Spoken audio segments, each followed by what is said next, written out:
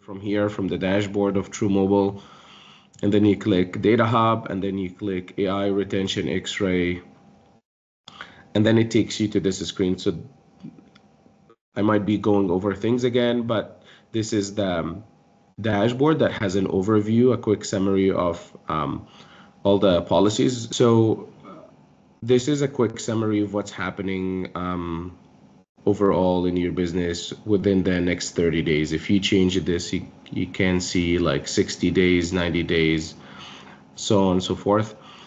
But most of the work really happened here in the details screen. So the details screen, this is where you find all the policies, like broken down by each individual policy and what's the rating of each policy in terms of predictions. And one thing I would like to highlight or mention is there are some default filters, and this might be overlooked or forgotten every time you come to this screen. So we have two default filters as soon as you come to this screen that's filtering by confidence score is greater than 60, and we'll talk about this in a minute here. And it's looking only into the policies that are renewing in the next 30 days, because from our discussions with brokers, we know that this is what matters the most to them, is the next 30 days. You can click on the filters and you can change these default filters to whatever you want. So for example, let's say you as a brokerage, you have your process as 45 days or 60 days. So you can change this. I'll make it 45 so it's not same number like above and becomes more confusing. So you can change this to upcoming 40 days, and then it will update the results for you. The other thing is the default filter is confidence is greater than or equal to 60. And I'd like to take a minute here to talk about what is that confidence score. So like everything AI, AI is not an exact prediction, or is not 100% accurate prediction, and we have to be telling our brokers the same, because sometimes they get under the impression that these predictions will be as accurate as using a rating engine, but it's not. So what we're trying to do is we're trying to give them the valuable predictions, or the predictions that more accurate, that gives them valuable insights that they can work on. So we filter it by confidence is 60. And what does this mean? This means that is this client or policy or profile, have we seen a lot of the same or similar clients within our data set? Because if, let's pick something that could be very common. If you have a Honda Civic car and you live in downtown Calgary, or you live into downtown Toronto, and you're someone aged between 20 to 50, somewhere in that range, this is something that, of course, our data set have seen a lot of. And then when we give it to our AI engine to do predictions on, of course, it will give more accurate predictions than a collectible 1980 Ford vehicle, and it's insured in a small city in the suburbs. The predictions on a insurance for a vehicle like this will, of course, be not accurate at all, especially that not even every insurance company would even sell you insurance. For such type of companies, you have to go to specialized insurance companies that deal with collectible cars, for example, or a very high-end car, for example, that we know there is only a handful of across whole Canada. Then of course also the prediction will not be very accurate. So the confidence, think about it as, it's not an indication of the accuracy, because I don't want this to be misunderstood. 60 here doesn't mean 60% accuracy. 60 here means 60% confident that we have seen these cases or these scenarios before, so we can predicted to a better quality.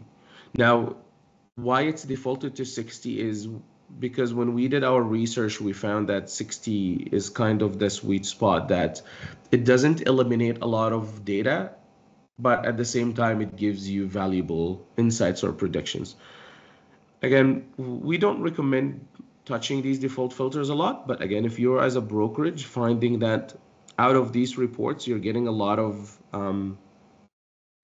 inaccurate predictions, and you want to tighten that range a little bit, then maybe you can modify it, and then you can make it 65 or 50 or whatever. You can play with the range as you want. So I'll lower the range here just for the sake of the demo and see if it will give me more data.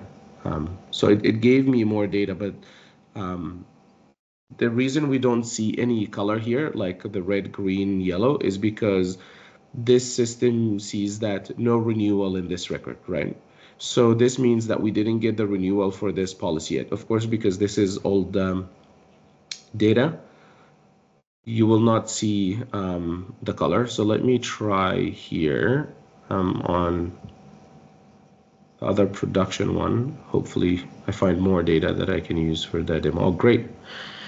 Yeah, we have almost 6,000 policies here. So I'll use this one then for the sake of our demo. So same thing, we have upcoming 30 days and 60 confidence. And then you can leave it, you can modify it as you want. But then let's move into the next thing. The whole idea behind this report, or the two use cases that we found brokers like to use this report, is first, they need to filter based on a specific criteria. This criteria is up to them, but we can recommend what could be, or what this criteria could be. And I'll give you an example now. And then after they filter this criteria, they like to use the filtered list as their either one of two things. Either it's their working list, their tasks list, where they can go over these policies one by one and open their BMS and make sure that these policies are truly getting a good rate, or they should be remarketed to a different client. So they go on their day-to-day process. Or the other use case as well is they wanted to automate sending emails or sending campaigns to the clients. Basically, again, tell them, hey, we've noticed your insurance went up and then we're looking into it. Or, hey, we've noticed your renewal came in, everything looks good. You don't need to do anything about your insurance. So that's segmentation. So let's give an example of what this criteria could be. So if I'm going now to do a role play here, I'm going to pretend I'm the principal of the brokerage, and I'm going to, or the operations manager, and I'm going to select what's the criteria that makes sense to me. So for me, for example, I want to work on the two highs. So I can select the two highs from here, or I can select the two highs from here, from the filter builder. So I can click add, and I can select the market shopping indicator, I think. Yeah, I think the shopping indicator is too high. And then it should give me all the two highs here. So now it's gave me all the reds.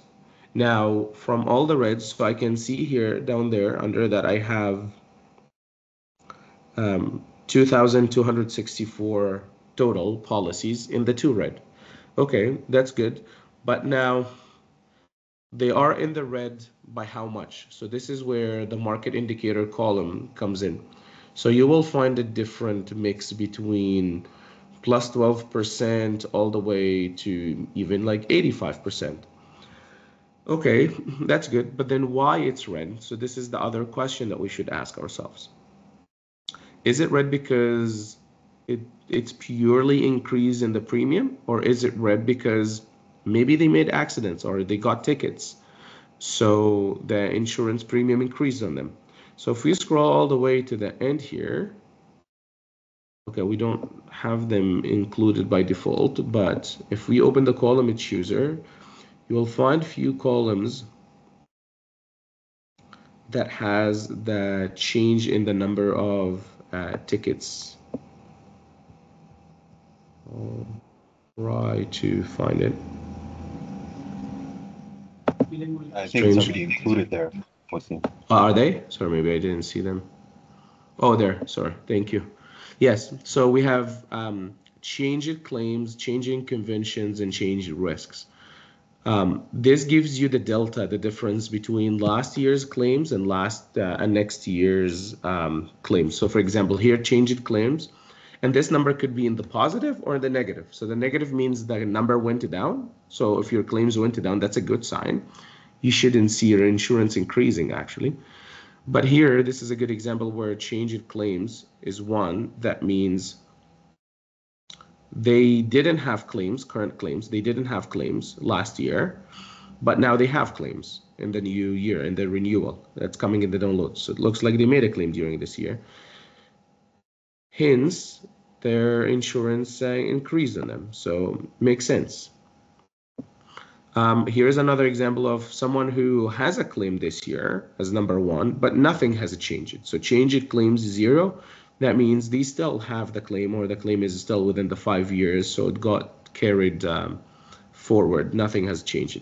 Same thing for current convictions and changing convictions and changed risks, because it's an indication of you added vehicles, you added drivers. Of course, you expect your premium to go up. So if we wanted to take out all these cases to see the people who truly got their premium increased for, although they didn't do any changes in their policy. So we will open here and then we say changed claims, right? We can say less than 0, because I can say equals 0, but then this will not factor if the count of claims went down, right? Which should be a good sign. You shouldn't expect a big increase. Also, I can say changed convictions is less than 0. Again, I'm trying to weed out all those logical cases for your insurance to be increased. And then the last one, I can go changed risks is less than 0. Again, this now, what I am doing is a very opinionated criteria. This would be something that you would work with the broker on, because every brokerage would have a different appetite. Some of them might want changing claims is less than 1, or some of them don't care about convictions, but they care about claims. So I'm just showing you how you can use the filter builder to configure all that. But what goes into it, I think, yes, we should advise and have an opinion or a thought to share with the brokerage, but the ultimate decision maker here is them on how they like to see that.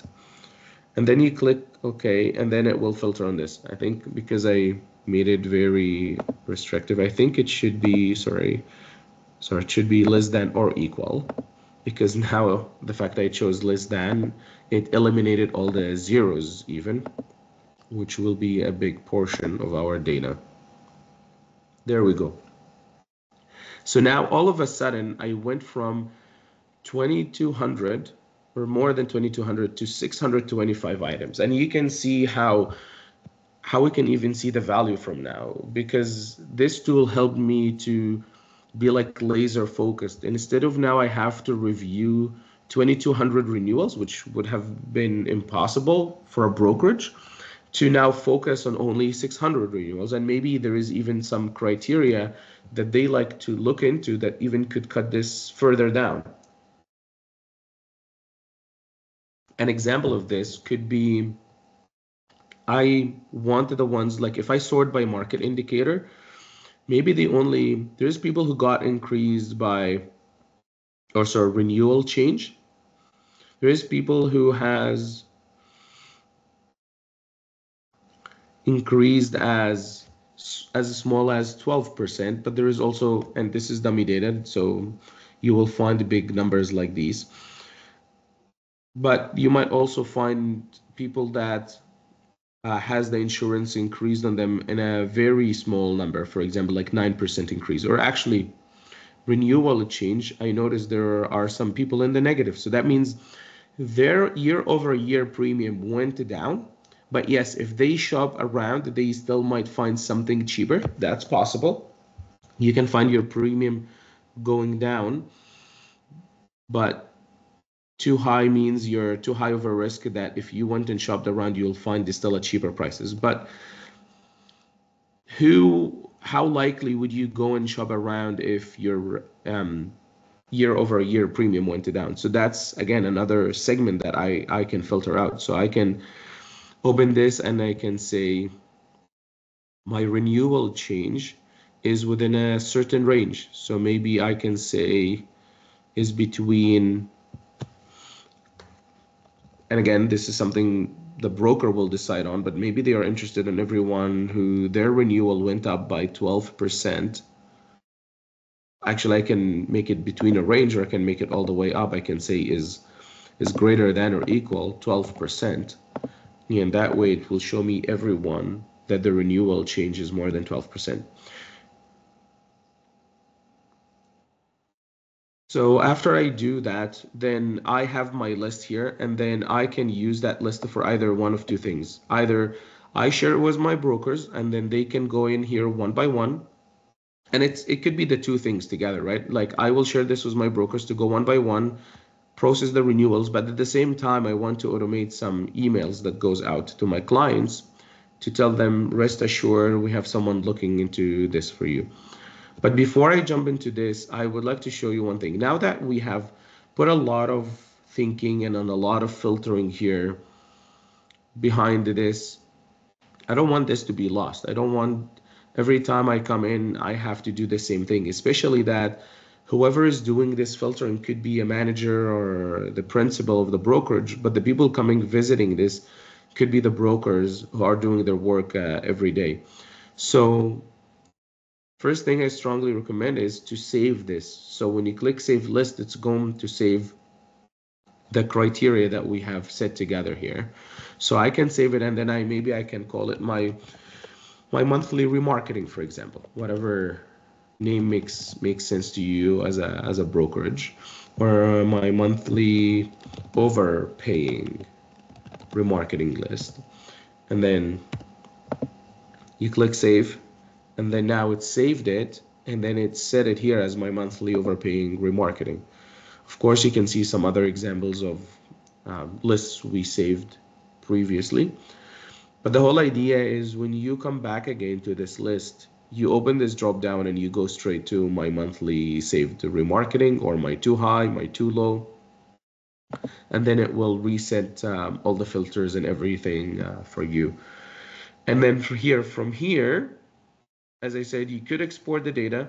You could work on it while you're here. And as you're working on it while you're here, you can click on this quick check mark, and then you can flag it as done. Have you remarketed this client, yes or no? And if yes, you can write a quick note here. You can give us a quick feedback, write any note for you to remember later, and then you can say done. And then once you do this, you will find it flagged done, which is now this could be another filter for you. You can say, okay, I want to work only on the not done. So as you're checking them off, they start disappearing from the list here. So that's the use case of how do I work on that list. Now, they could be on the side here, have their rating engine open or BMS while they're checking every client one by one. The other use case, which is the emailing one, now that you have your list filtered, it could be the same list, or you might have a different preference. Maybe you want to create another list for emailing because maybe you want to also say, oops, it's already added here. Maybe you want to say, and also I want to email the ones who are market done equal false, for example. So it's up to you if you want to use the same list or create another list for emailing.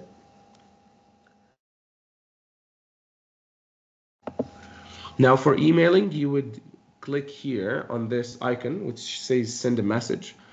And this is now where we'll start taking you over to the CB360 journey. So right away here, it's telling you that this list that you're trying to email, it has 0 people with the mobile apps, so they are not reachable through push notifications, and only 76 insureds with emails, and they have user accounts with us. And it's telling you also a summary of how many unreachable as well. So there is 347 we cannot reach by mobile app, which is almost all of them, and only 271 we cannot reach by email, right? And of course the numbers here are high because this is the demo site, but also this is another reason why you should strongly recommend to your brokers to automatically register or have a way to register all their clients as users, because if they ever try to send these campaigns, they will have a higher reachability than if they just lift it without trying to automatically register the users. And now this is giving me an idea of how should I craft my campaign, because now that I see these numbers, it doesn't make sense to craft it as a push notification. It has to be an email campaign that goes out.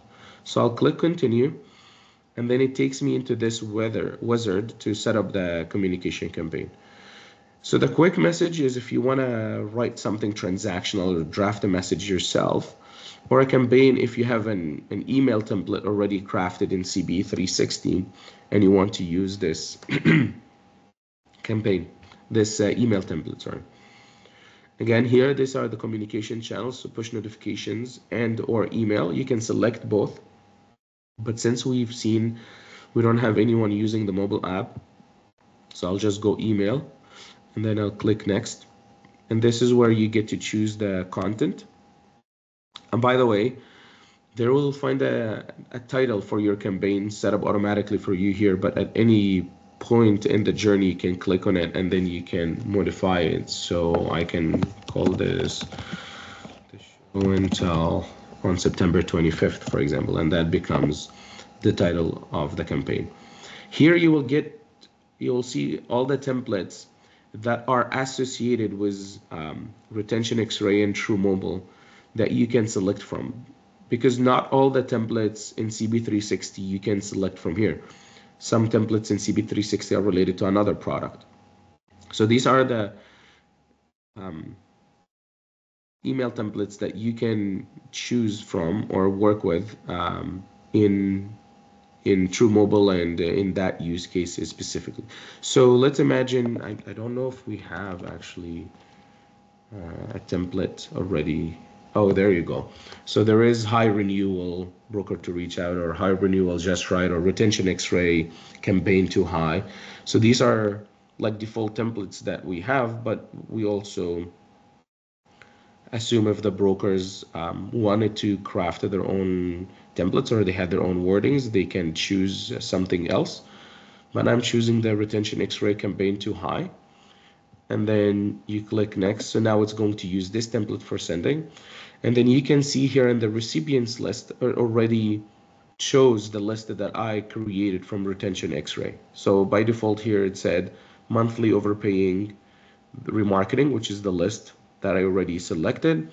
And it's telling me again the number of recipients and again the same reachability check that I got in the pop-up. It's showing me here as well in the header. At this point, I would leave everything as the same, but if I wanted to add another list of recipients, I can click on the recipients here and it shows me all the lists I've ever created from different places, from retention X-ray, from the regular reports functionality, any other list I can click add and add it here. I don't see when or how in the retention X-ray this will be needed, but it's another option if you wanted to combine two lists together. Is you click on the recipients and then you select the other list, and then you will find the numbers even down here will update to include the aggregate total of all, because this list has 0, so the numbers didn't update.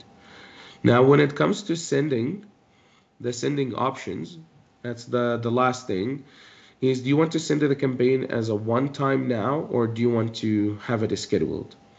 And if you want it now, then there's not much you can do after this, and you just click send, and then everything will be created for you. If this is something that you have scheduled, for example, we selected earlier, these are renewals that's happening every 30 days.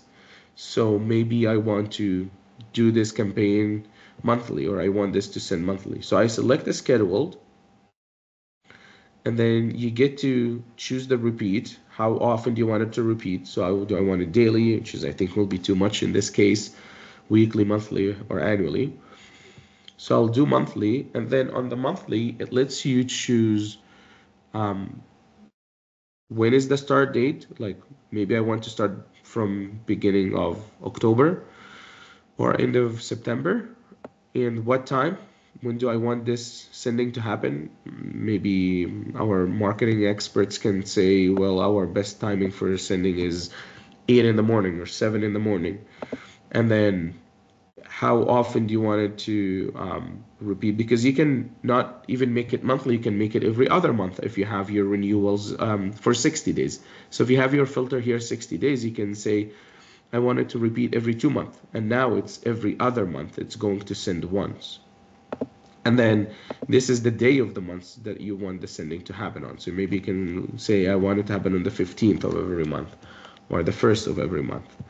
And then after you configure all this, you click send, and then in this case, it's not going to do actual sending, but rather it's going to save it here. As you can see, show and tell, and then that green icon here indicates that this is an active campaign versus these other gray ones. And then if for any reason you wanted to come back and disable it, you can click on the campaign, and then you can deactivate it for now because you have other modifications you want to do, or you want to stop sending this campaign for a couple of months until you fix something. You don't need to delete the campaign. You just need to activate it, deactivate it. And then the last thing I can say is here in the send now, you can click on it to trigger a manual send. If for any reason, again, the campaign didn't go out on its scheduled time, which you can see here, you can click send now to force a manual send. And then if you click on this edit icon, it takes you back to the whole journey again, where we just walked through, and then you can do any modifications to anything, change template, change the scheduling time, change recipients, all that you can do, and then click update again. Okay.